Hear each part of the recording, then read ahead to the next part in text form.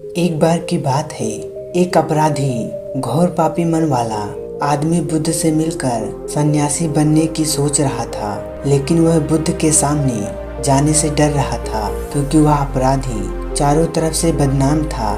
इसीलिए उसको डर था कि कोई उसको कुछ कह न दे। इसीलिए उस अपराधी ने निश्चय किया कि वह बुद्ध के सामने तब जाएगा जब सभी लोग वहां से चले जाएंगे।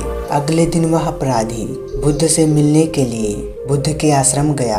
दुर्भाग्यवश जिस वक्त अपराधी बुद्ध के आश्रम पहुंचा, तब बुद्ध भिक्षा द्वार के लिए गए हुए थे। वह अपराधी बुद्ध के भिक्षुओं द्वारा पकड़ा गया।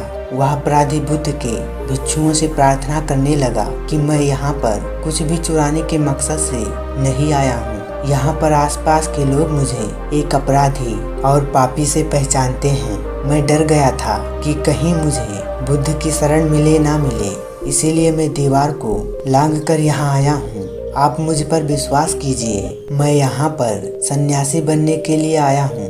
बुद्ध के भिक्षु उस अपराधी को एक दूसरे भिक्षु के पास लेकर गए, जिसका नाम सारिपुत्र था। सारिपुत्र एक बहुत बड़ा ज्ञानी पंडित था, जो किसी का भूत और भविष्य दोनों देख सकता था।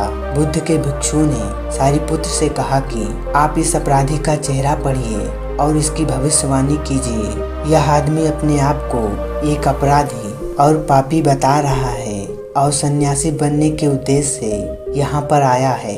सारिपुत्र ने उस अपराधी के भूत को देखा। उसने पाया कि वाकई में यह एक हत्यारा और चोर था, लेकिन पिछले जन्म की भाग उसको यहाँ पर लेकर आए हैं। सारिपुत्र ने अपनी आंखें बंद की और हजारों वर्ष पीछे गया। उसने पाया कि वह अपराधी हजारों वर्ष से एक पापी था, कभी उसमें सुधार नहीं हुआ। भूत कुंडली देखकर सारी तो डर गया और कांपने लगा और कहा, यह आदमी तो बहुत खतरनाक है। यह किसी के लिए भी ठीक नहीं है।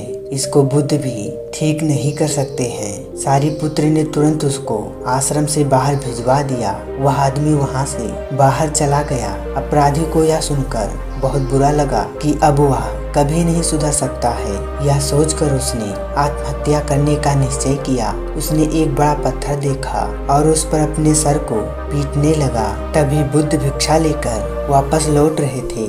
बुद्ध ने उस आदमी को रोका और उसको अपने साथ आश्रम लेकर आ गए। कुछ दिनों के बाद अपराधी बुद्ध की शरण में बुद्ध का एक पक्का अनुयायी बन गया था। आश्रम में सभी लोग बहुत अचंभित थे।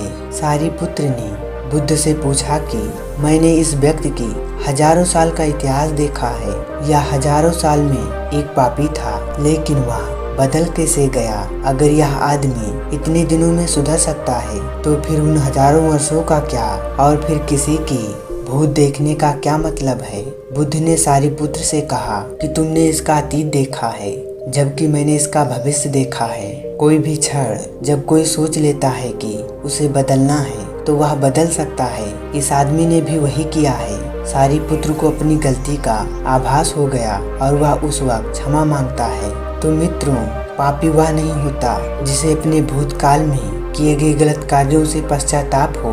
यथावत पापी वह होता है जिसको अपने कर्मों से लज्जा नहीं आती। उससे बड़ा पापी और कोई हो ही नहीं सकता।